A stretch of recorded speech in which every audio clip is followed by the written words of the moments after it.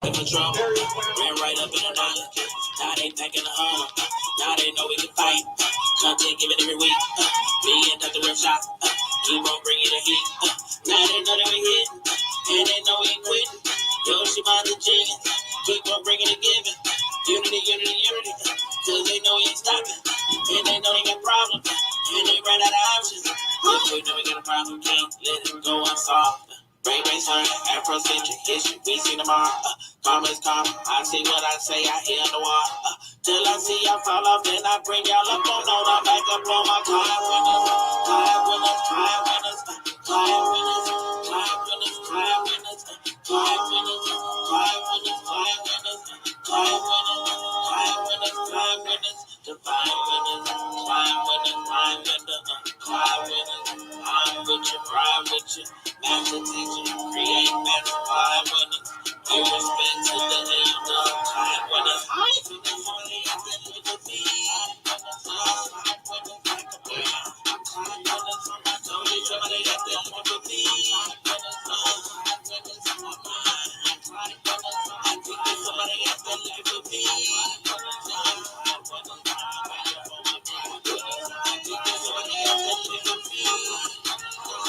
yeah, what up?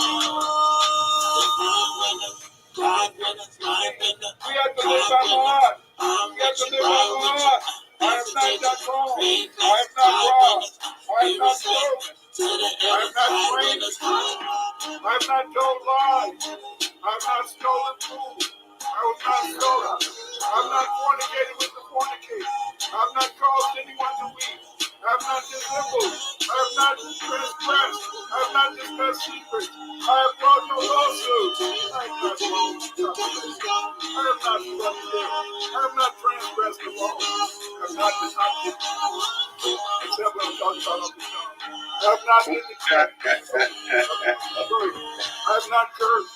I've not defiled. I've not confounded truth. I've not cursed the God.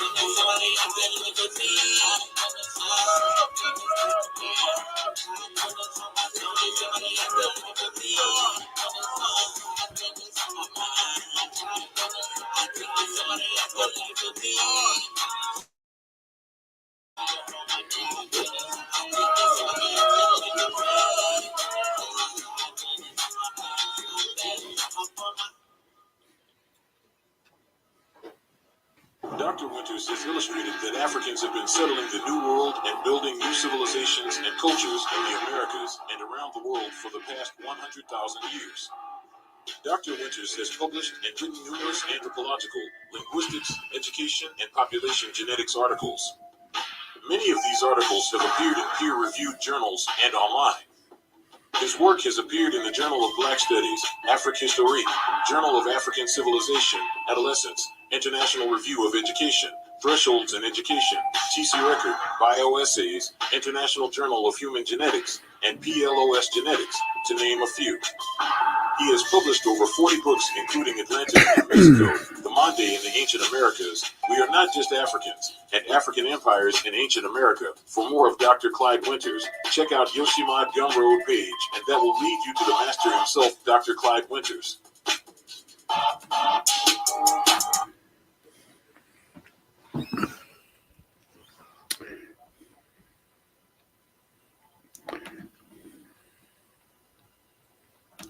What up, though? What up, though? What up, though? Bam! This is exciting.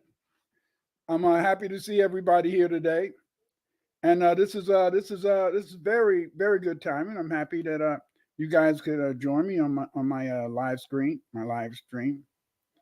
You know, it's a good time, and hopefully, you know what we're going to do is that we're going to talk about we're going to in a sense, we're going to try our best to really discuss this issue. I think this is a very important subject. It's an important subject because the fact is that you find that many people really don't understand that Africans have had a long civilization in terms of meeting people and dealing with people, and one of the things that we've forgotten is that we do have a great civilization, and this civilization is, in a sense, a combination of the greatness that we've done and the greatness that we continue to do. That introduction, as you know, was done by Yoshimad the genius. Yoshimad is a great illustrator, a great producer. You should check out this man and have him take your small business website, take it to the next level. How you doing, Nita Williams? It's very exciting to be here today because the fact is that this past week in Chicago, I'm so proud of the Chicagoans on the west side, south side, because what they're doing is that they're letting the world know that we cannot allow, yes, we cannot allow these immigrants to come and take from us, our benefits. They're taking our taxes. They're giving them our taxes. They're allowing them to live in apartments. They're giving them $9,000 to live in apartments. The people that work with them are making $100 an hour. Sure, many of these contracts were first done with Mayor Left Foot, Right Foot, and and so yes, that's true. But we see that Johnson, even though he's elected by black people, he refuses, in a sense, to really deal with us. He refuses, in a sense, to really, respect the people who elected him. Those people, they don't vote. They can't vote, you see. But as Chicagoans can vote, and he doesn't care about Chicagoans. Today's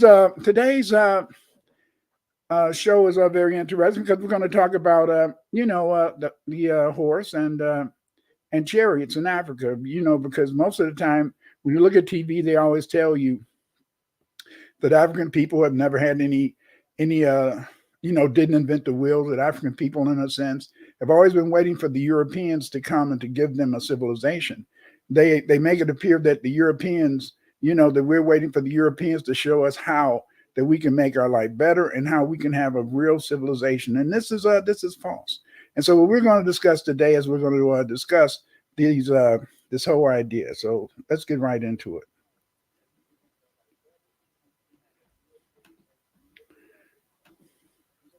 Okay, Afro-Elite is throwing in a book signing party, and it's going to be at 4800 South Michigan in the city of Chicago. And this book signing party is going to be very interesting. I'm going to be there, and we're going to be there, in a sense, from around for a limited amount of time. But I want those of you who live in the Chicago area to put this on your calendar. You need to put this on your calendar because what it can allow you to do is that if you come to the book signing, which is going to be on next Sunday, it'll be next Sunday from 1 p.m. to 4 p.m. And when we do this next Sunday, what we're going to be doing is that we're going to have books there for you to purchase. In addition to being able to purchase books, you're going to, in a sense, be able to also buy books because we're going to have some books there.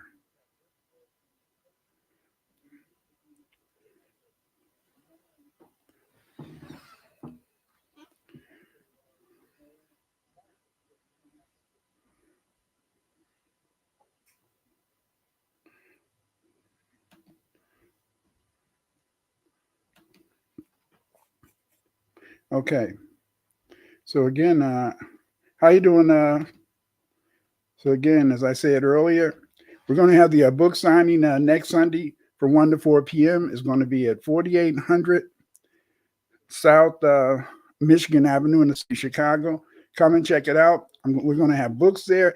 If you've already purchased on my books, bring those books, and I'll be happy to sign those books at the book signing event. So I hope to see a lot of you out there. And the book signing is going to be hosted by Afro-Elite. So, check us out next Sunday. And if you have questions, if you want to have your book signed, if you want to buy some of my books, you can buy them at that time. Africans domesticated the horse and rode chariots. First of all, the slides that I'm presenting, I'm going to put these in my Patreon. Join my Patreon if you want to see the slides. You can find me at Twitter at Dr. Clyde Winters 8. And on Twitter, I've been lately publishing some of my shorts, so you can see some of my short videos and things like that. You can find me on TikTok.com at Clyde Winters 3. Go to TikTok.com at Clyde Winters 3, and you can view some of my shorts. Also, you're at my YouTube video channel now. Subscribe, so that you can know when I'm going to have an upcoming present program, so that you know when I'm going live or when I'm talking about other subjects. And you can order my books at Amazon.com. FBA is not a group. FBA is not an organization. FBA is a lineage. A lineage is lineal descent from an ancestral pedigree. As a result, we are descendants of the African and Aboriginal Blacks who built the United States. In Pathfinder, I explain how I became an Afrocentric researcher. Yes, this is my memoir. This is, I think it's an important memoir because many people often ask me, Dr. Winters, how did you become engaged in this whole idea of doing research on African people? I mean, it's a thankless task. Yes, it is a thankless task. It's not a task where you can make a lot of money. You're right about that. Often you can't even be able to teach it because the fact is this is that most of the institutions where our children attend, to learn, these institutions are usually controlled and managed by Europeans, and they don't really want our kids. They don't really want them to know about their history. They don't want them to really know about our greatness, because the fact is that they know that if our children learn about their greatness, that'll make them feel that they can be great too. Do you understand? That it is a war going on now. And this war is between people who want to tell the truth and people who want to, in a sense, promote lies. I'm here, in a sense, to try to set the record straight. I'm here to help our children to be able to learn and know who they were and move forward and be great men and women in the future. In Pathfinder, I explained how when I was 10 years old, I decided that I would become an explorer. There I am. That's me back in the day. Yeah. Back with my plaid shirt on, 1950-ish. I immediately became sad because I remembered that everything had just about been discovered during the age of exploration. As a result, I decided that I was going to be an explorer of historical events by being the first human being to discover new history. Yes, that's what I've been doing for the past 60 years. I've been trying to discover new history. I've been trying to elaborate our history. I've been trying, in a sense, decipher our languages so we can talk and speak and hear from our ancestors from the past. Over the next 60 years, I've been writing the true and accurate account of our history and culture in Africa and around the world. One of my interesting books that you might find is my book called The World History of the Black Race. In this book, I explore every Black civilization on every continent in every country, you see. Get this book, The World History of the Black Race. It's easy to read. And if your child is in 5th grade, 4th grade on up to college, they will be able to read this book that's written in plain language. It's it's thoroughly illustrated, and it also has questions that you or your children can answer. This book is the book that you need if you want to understand our history, if you want to understand where we came from, and understand what we can do in the future. You want to get this book. Marcus Garvey said, a people without the knowledge of their past, history, origin, and culture is like a tree without roots. That's why I do this. You see, I want to have us rooted in who and what we are. I want to have us rooted and understand that we are, in a sense, a unique people, and that we do have a uniqueness that we have to share with others. Africans domesticated the horse and rode chariots. The agenda, we're going to have the introduction. We're going to talk about the origin of horse domestication and the chariot in Africa. As you can see, here's some pictures on the right-hand side, and you can see some of the Black people who lived in Africa riding their horses. Yes. I know that you've been told lies. I know they always say that, it was the Indo-Europeans, that the Europeans, they introduced to the world horseback riding. They introduced to the world the chariot. But is this the truth? And I'm here to tell you, no, it's not the truth. See, our ancestors have left us records about our past achievements. They've left us records about our past culture. And these records, in a sense, they didn't leave us records. No, they didn't leave us records just on perishable materials like papyrus, paper. They didn't leave our records just on bowls that could be broken. They left our records in stone, engraved or painted. And these records are here for us to understand where we came from and where we can go in the future. The horse period in Africa is dated between 2000 and 1200 BC. These dates correspond to the archaeological research. There were two horses coming to Africa, a horse introduced to Africa by the Hyksos and a native small-sized horse coming to much of North and West Africa. Most researchers believe the horse was introduced to Africa or Egypt by 1700 BC. This is false. It's false because the Hyksos did not come from Africa. The Hyksos lived in Lower Egypt. Very important to understand. You see, they've been teaching you a lie for years. They've been teaching you this lie that the Hyksos invaded, in a sense, invaded Egypt. They came in Egypt. These white hordes, these hordes of Indo-Europeans, they came down on the black and they killed all the Egyptians, took their land and led them. That's a lie. The Hyksos were an African people. This is why the Egyptians often referred to the Cushites as the hill people. Yes, Hyksos. That's the name, that's the word Cush that the people in Lower Egypt called themselves. This is why the Egyptians often referred to the Cushites as the hill people. These are the symbols up at the top. You see, this is the N25. This means Hash. This is supported by the various meanings of Gardner's Egyptian sign N25. The N25 sign from Gardner's list of Egyptian signs, Hash, and Hash meant Cush.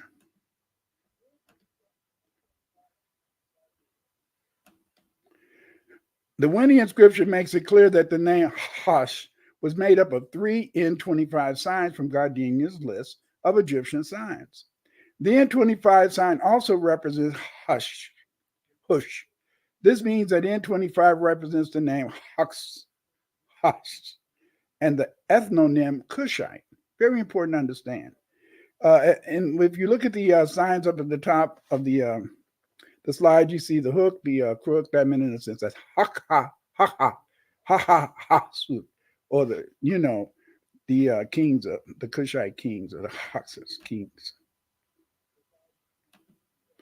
Hyksos kings were proud of their Cushite origin.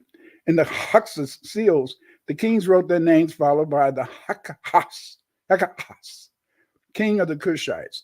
These sealings are primary contemporaneous ancient Egyptian literature documentation indicating that the Hyksos used the name to illustrate their Cushite ancestry and relationship to the Nubian Cushites. The 1700 BC date is an interesting date for the introduction of the horse to Africa, but far too late for the introduction of the horse in Africa, given the archaeological evidence for horses at Mandy in the Saharan zone of ancient Egypt. You can look at the map, and the map on the right-hand side, it shows you where Mandy was located along the Nile.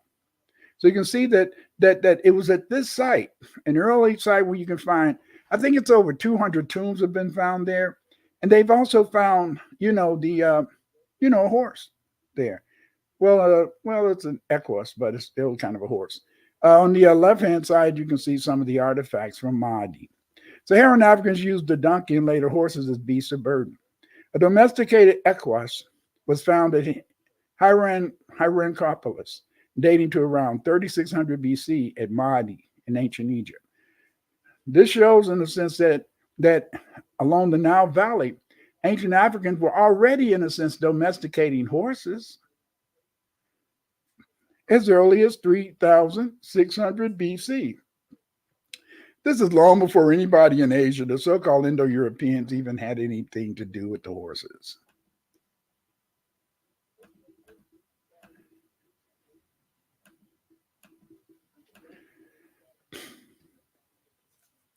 Equids are ungulates with oval-shaped hooves. They feature large and long heads with eyes facing sideways, as is the characteristic with prey animals. Equids have teeth consistent with herbivores. They all have manes and tails. These are some of the various equids. You can see the on the top right hand, top left hand side, we see an equus. Then we see the zebra. Under the zebra, we find donkeys, and then we also see horses or thoroughbreds. All of these, mammals belong to the equus family. All of these people, so light, the horses, the donkeys, the zebras, every one of them, in a sense, are related or they come from the same family, you see.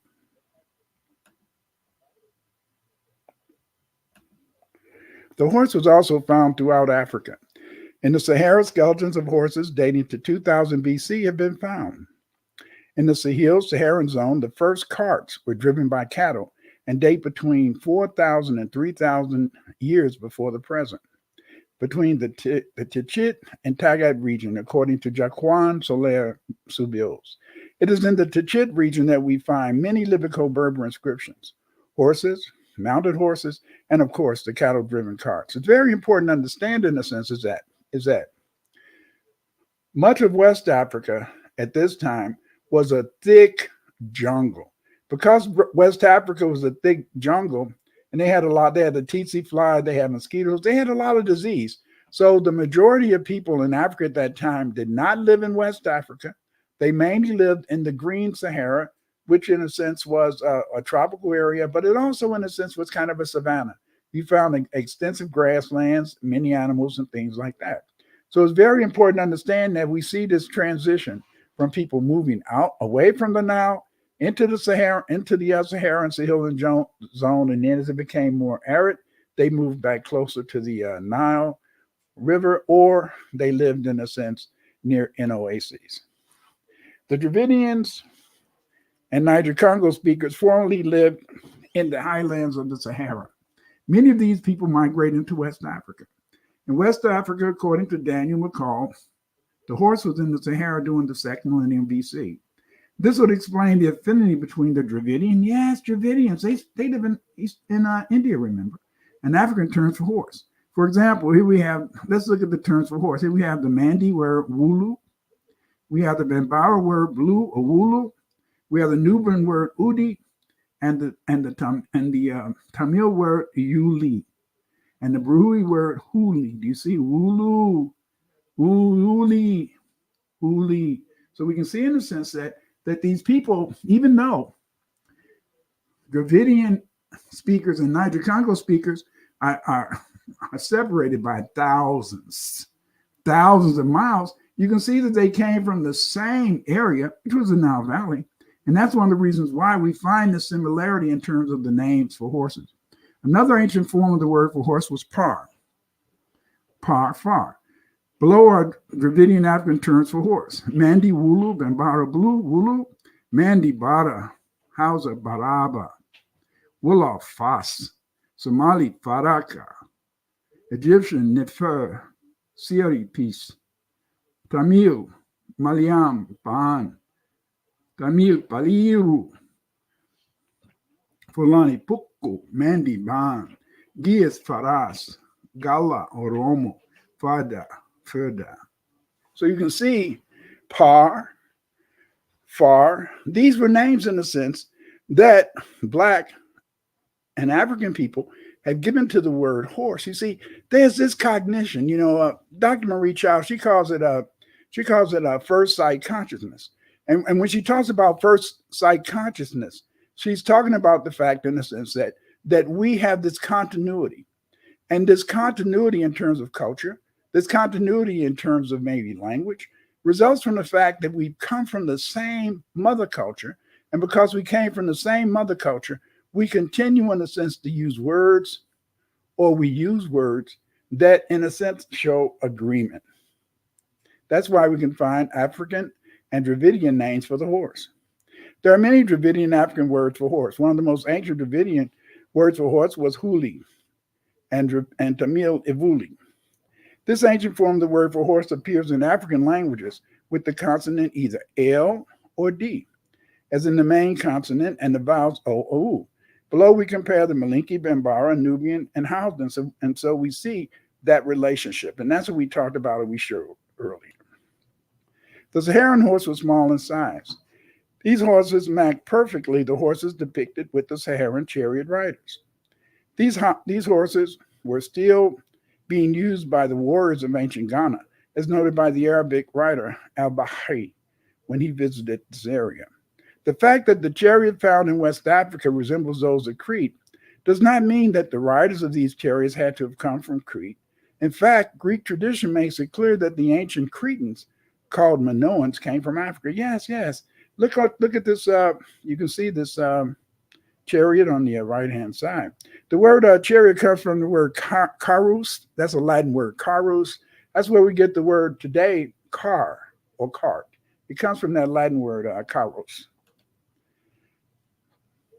Secondly, Saharan Africans preferred horseback riding instead of using chariots. Therefore, the associations of riding to the expansion of the Fezzanese from the Fezzan to Mauritania after 10,000 BC is not supported by the archaeological evidence for the horse in the Saharan Mahdi is not irrelevant to this discussion.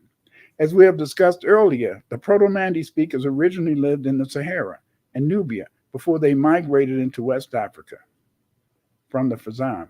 As a result, the fact that horses were found at Mahdi and throughout the Sahara between 4,000 and 5,000 before the present, and the Kushites were horseback riding is important in understanding the antiquity of riding in Africa. Researchers have assumed that the Libyco-Berber riding appeared around 700 BC because it is associated with horses and horses. But this we know is different because now we know that the horses that are depicted across Africa, these horses go back in terms of the dating of the rock art to 2000 BC. Africans also rode on donkeys. Here we see in a rock art of someone riding either a donkey or an oxen. So we can see these that they had a long tradition of horseback riding. If you remember, even during slavery times, this isn't a aside. Even during slavery time, many of the best horsemen, and in fact the cowboys, many of the original cowboys were Africans. The horse disappeared from the Sahara as the area became increasingly drier. This forced the original West African domesticated horse to move southward, where they are presently found. You find them on the Hausa, you find them on the Fulani, you find them on many of the some of the warrior groups still continue to raise horses, but we don't find them in North Africa so much. Europeans would have us believe the Africans never invented the wheel. We knew this was false because ancient Africans often made toys with wheels. African people early invented the wheel. It would appear that the Proto-African Dravidian term for wheel was ori, or uri. Go, uri, and ko, uri. The Proto-South Dravidian term for wheel is tigu, ori.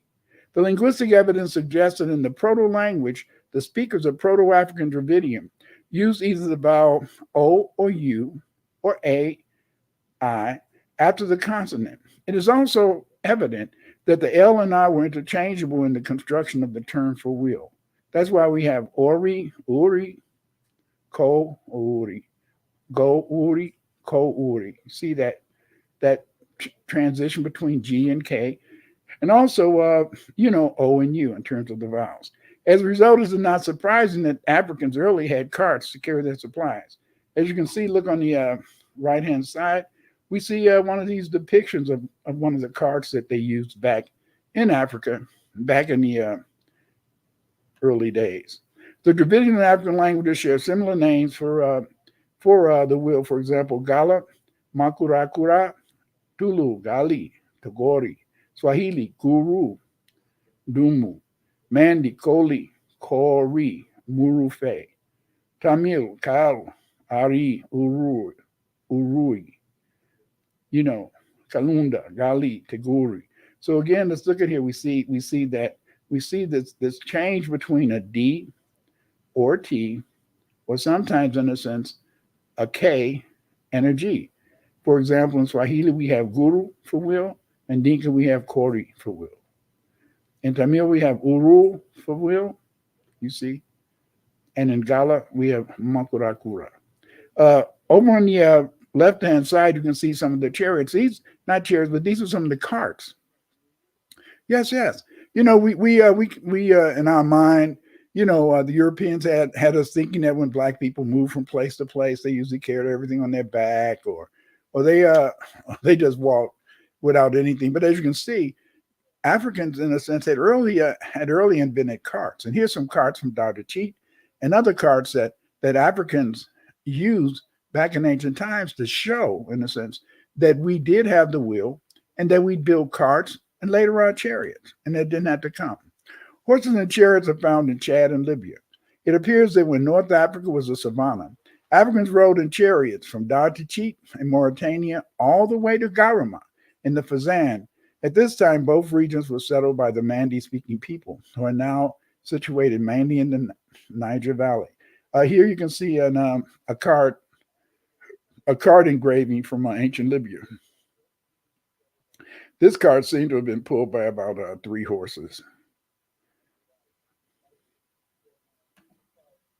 Much of the rock art relating to horses and chariots come from Chad and Libya. Chad includes the Sahara region in the north and the savannah in the south. The rock engravings and paintings located in 2 main areas, the Inindi Plateau and the Tibesti Mountains.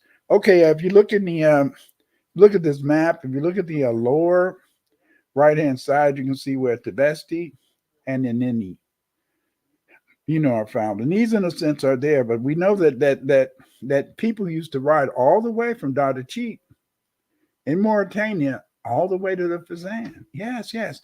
That was when the area was a savanna, and that's when, in a sense, the horses could thrive, in the Saharan and the Sahel region, because of the fact there was much more water and there was much more, in a sense, grass resources that the horses could use to eat.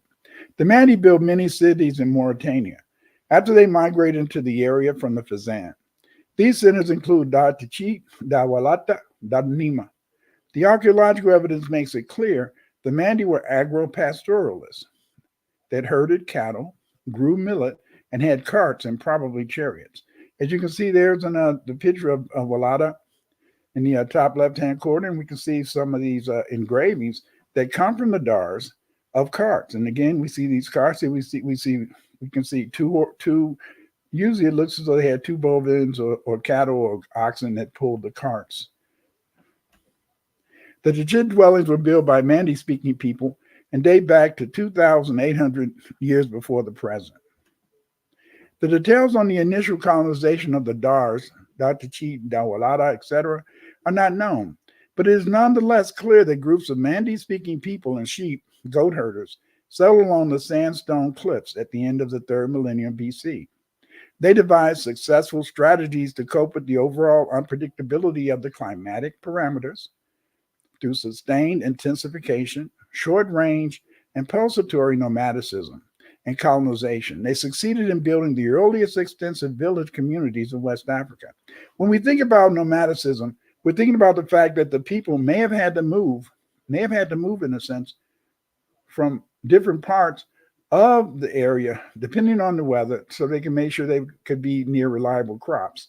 One of the good things about millet is that millet is a very hardy crop. Millet is a crop that you can grow just about anywhere and that it can survive. So it's a very hardy crop, a sturdy crop.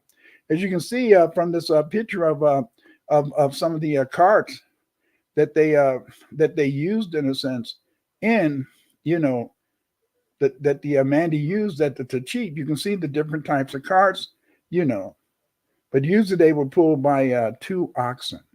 This is very interesting.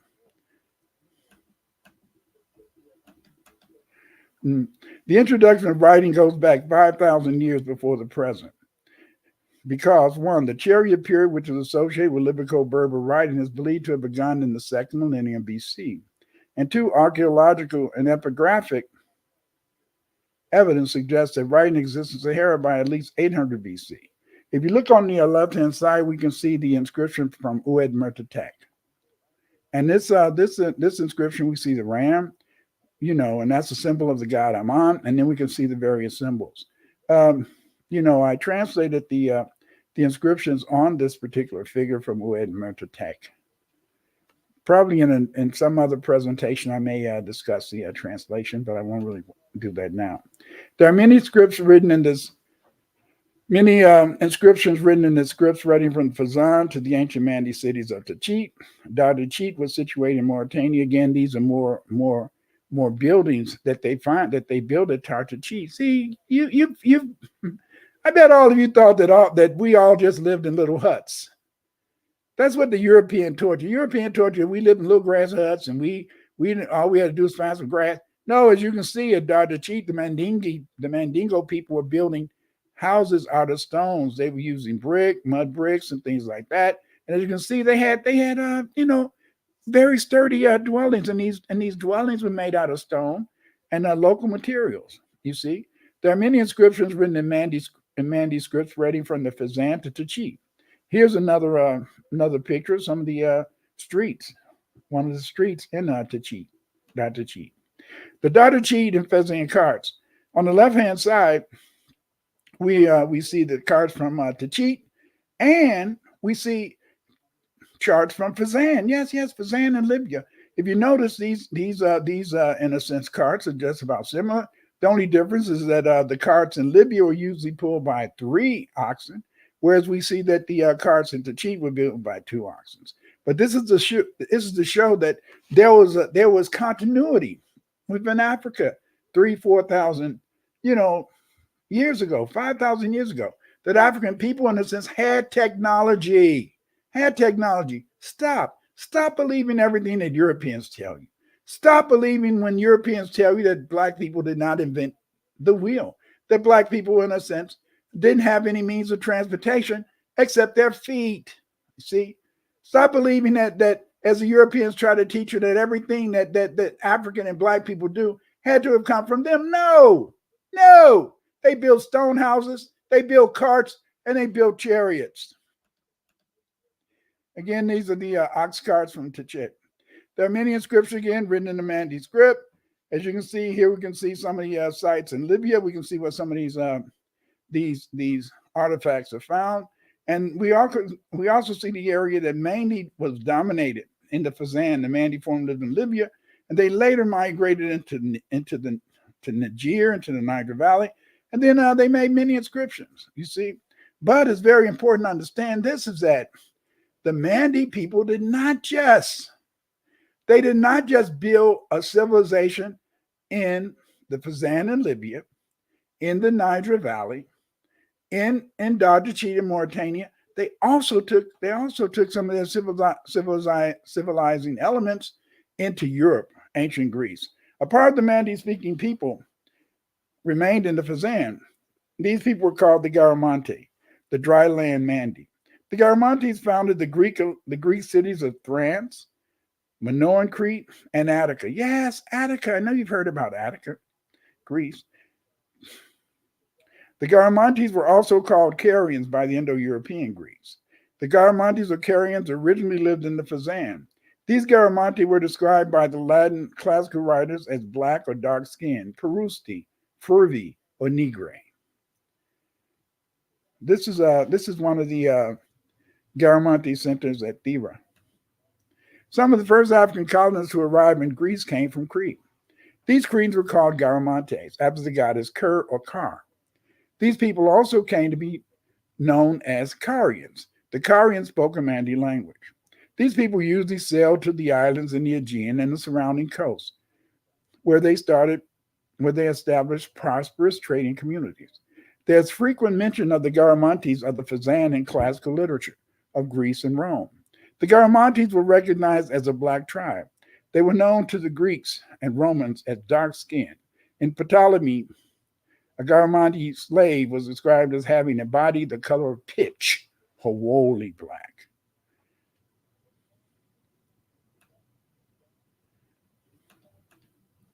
Graves, 1980, and Leo Frobenius linked the Garamante to the ancient empire of Ghana. Graves claims that the term Garamante is the Greek plural for Garama or Garamas.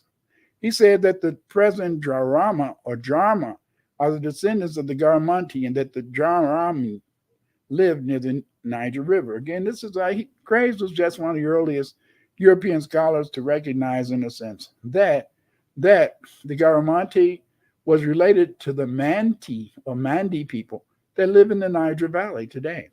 The Olympian creation myth is recorded by Pindar in fragments, and Apollonius Rhodius makes it clear that the Garamantes early colonized Greece.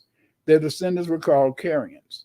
The Carians practiced apiculture, as in Africa, the Carians practiced matrilineal descent. According to Herodotus, even up until this time, the Carians took the name of their mother. You may not know this, but there's many pyramids in Libya. Some of them are as old as those pyramids that we find in Egypt. In the Libyan region of Gama, there are 3,000-year-old pyramids. The pyramids are found at Al Hatia in the Sahel part of Libya. Here we find 20 pyramids. It appears that the Mandy communities were often speakers of various language. Here you can see the pyramids on the left-hand side. These pyramids on the left-hand side, they represent the pyramids found at Al Hatia. And the pyramids on the right-hand side, these are pyramids that they found in Garama. I didn't get that. Could you try again?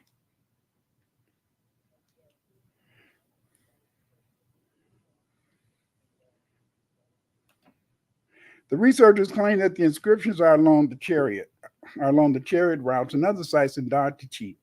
This suggests that some of the inscriptions may date back to 1500 to 2000 BC.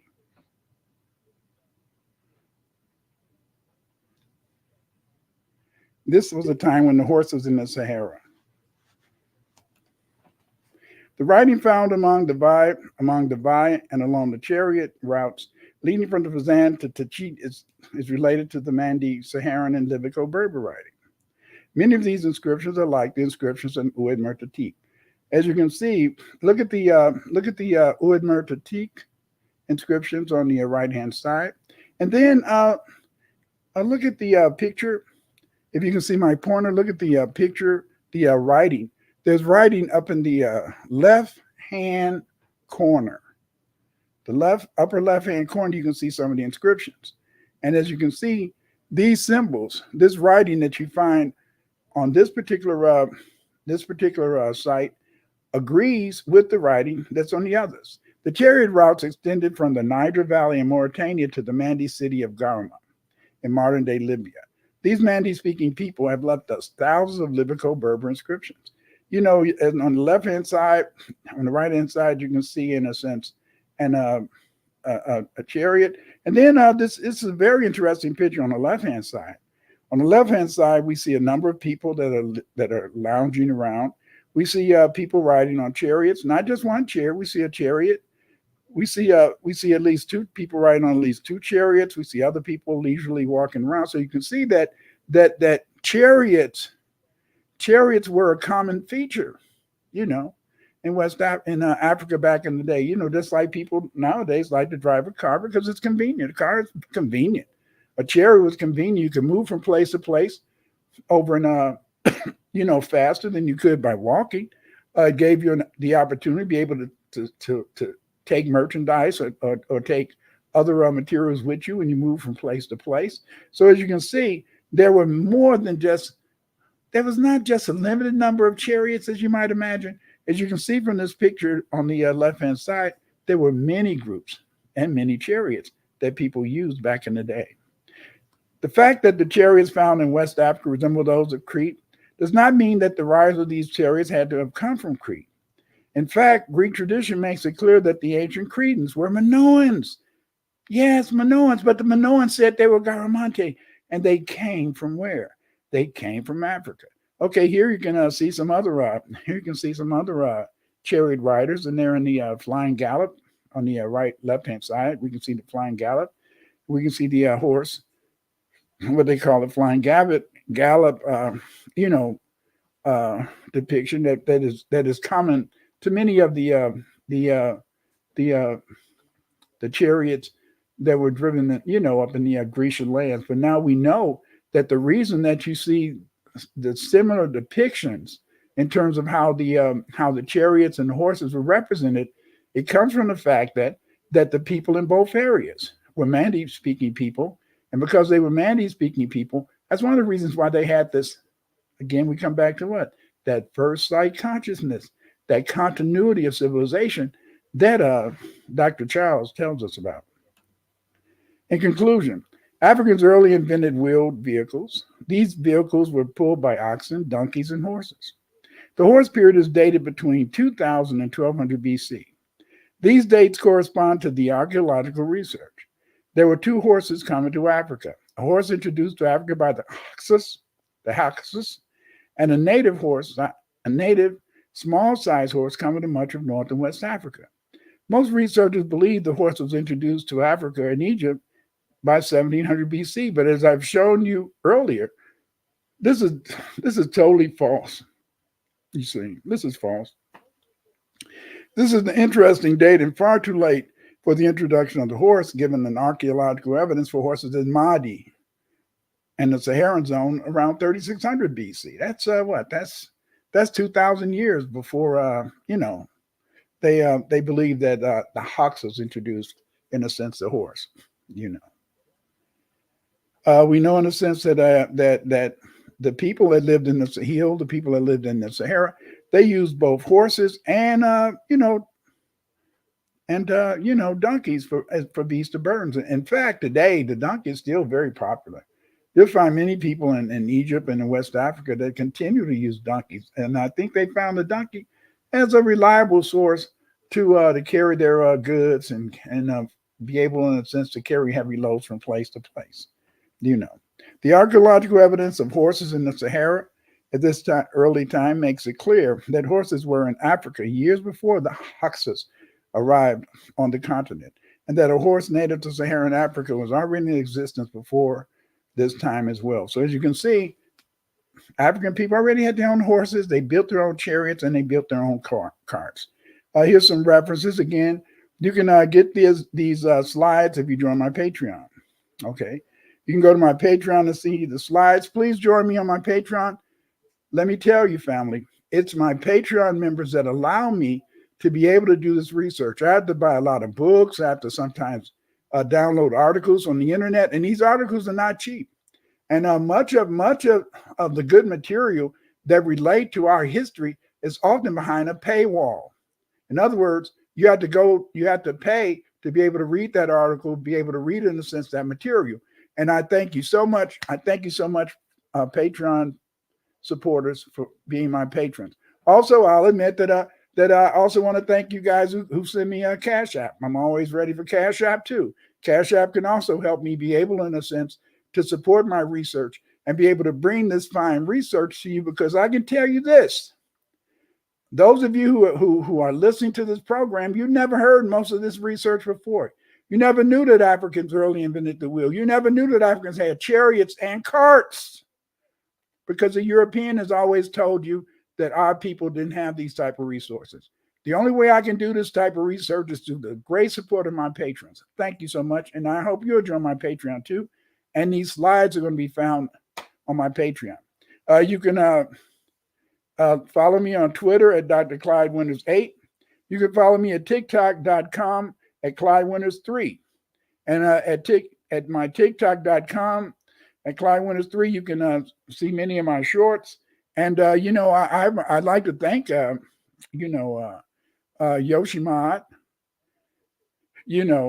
and some of the other brothers who've made shorts for me. And my shorts, interestingly, I was surprised that the shorts for Dr. Winters at TikTok, they've had over 500,000 views. Thank you guys for supporting me. Thank you guys for seeing the wealth in my research. This makes me feel good. It makes me feel wonderful to know that when I come to you, that you guys are out there to support me. Thank you so much.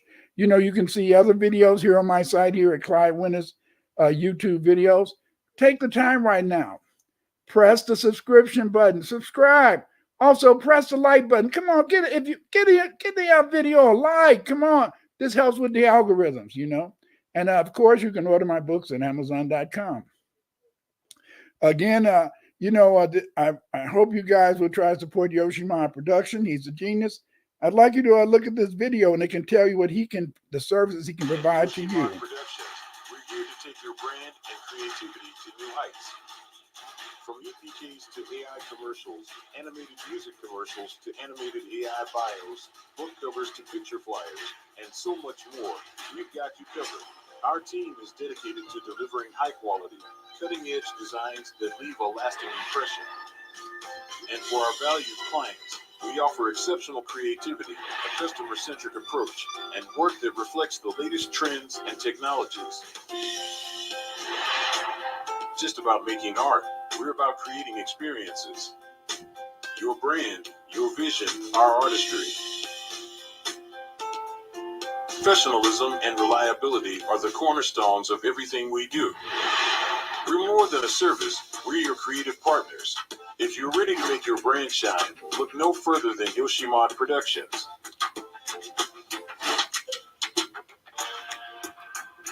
Join us in the journey of creativity.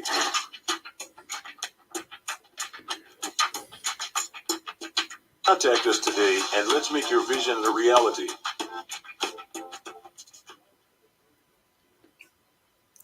Again, I hope that you'll check out Yoshima Productions and, support him. Also, as I told you before, join me in my book sign event. My book sign event is going to be hosted by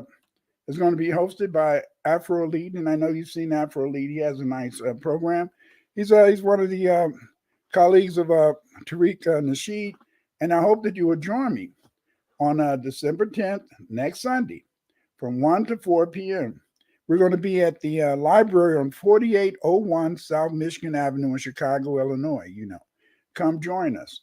I'm going to have books there that you can buy, and if you've already bought one of my books, bring the book on in and I'll sign it for you. Down the road, that book will be worth more money because of the fact that it'll have my signature. So see you next Sunday at the book signing. And you can also have questions and answers, and we're going to have a good time. So see you next Sunday between 1 and 4 p.m. at 4801 South Michigan Avenue, Chicago, Illinois. Put this on your calendar, family. I'd like to see I'd like to see all of you out there next Sunday so we can talk some ish. Thank you for joining me today, and thank you for being part of this great adventure. Thank you for giving me your support. I couldn't do this without your help because we're all in this thing together. Okay. Again, hey, I'd like to see Yoshimod, Pamela. Pamela, thank you guys for showing up. Okay, Pamela says, fascinating content. And glad I caught this and have a happy birthday. Thank you. Yeah, thank you. You're very kind, Pamela. My birthday is Monday. I'm going to be 73 years old, and I'm very excited about that because I didn't think I was going to live to be 21. Growing up in Chicago, getting shot at. I wasn't even in a gang, and I got shot at what? 1, 2, 3. I got shot at about 3 or 4 times, and I wasn't in a gang. I was a neutron. But see, back in those days, the disciples, what they did, to join a gang, what you did is that you had to shoot somebody, and so since you had to shoot somebody, they often would come down, and I lived on 47th and Prairie, then later 741 East 47th Street. And so then, it was game. That's how you got to be a disciple of Blackstone Ranger. And I just happened to be in that point. I saw a friend of mine named Lloyd. We were playing basketball at Rivers High School. And I think it's 49th, around 49th, or it's near 50, 49th, it's near 51st near 51st and Drexel. We were playing basketball there, and And a friend of mine, Lloyd, he went up to take a shot, and they shot out, Mighty Mighty Blackstone, shot him right in the face and, killed him. So, I mean, it was them streets. They talk about nowadays, them streets was kind of rough in the day. So I just knew. I said, damn, I'm not going to live to get to be 21. Because so many people that I knew, they didn't live to get to be 21. So I thought I was going to die in them streets just like them. Glad you're here, Karen Vincent, Black Lion, Black Lyron.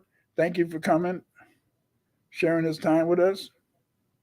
And again, if you guys got any questions, I got a little while, so you can ask some questions. Just put a question in the chat, and I'll try to see if I can answer it. Since we have a few minutes left.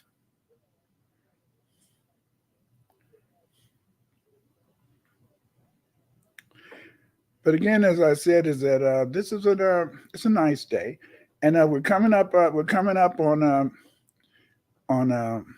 on various dates that are important, and I think it's very important for all of us to really think about the fact that we should try to stay close and near our families, because things are getting rough out in these streets, and since things are getting rough in these streets, we should try to do everything that we can to be able, in a sense, to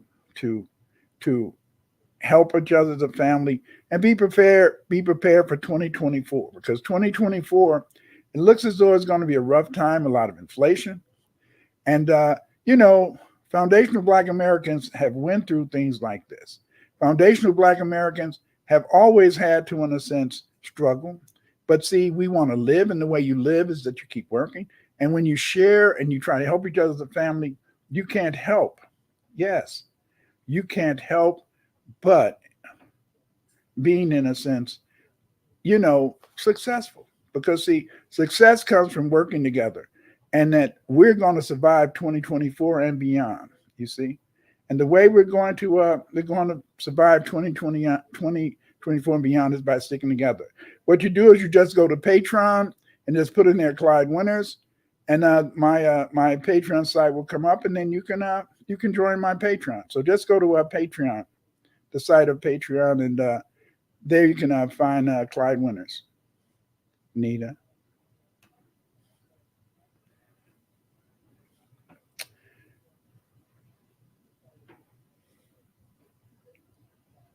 Okay, I don't see any questions, and since I don't see any questions, I guess we can just end the show. Thanks again for coming. Support Yoshimad, and remember, in a sense, is that we're as strong as we are as a group. We're as strong as we are together, and it's by being together as families and working together that we can be successful. Also, remember that it's important to be B1, Black first, because by being Black first, you're going to always win. Take care, family. See you on my next live on, I think it's December 14th. Take care. Bye.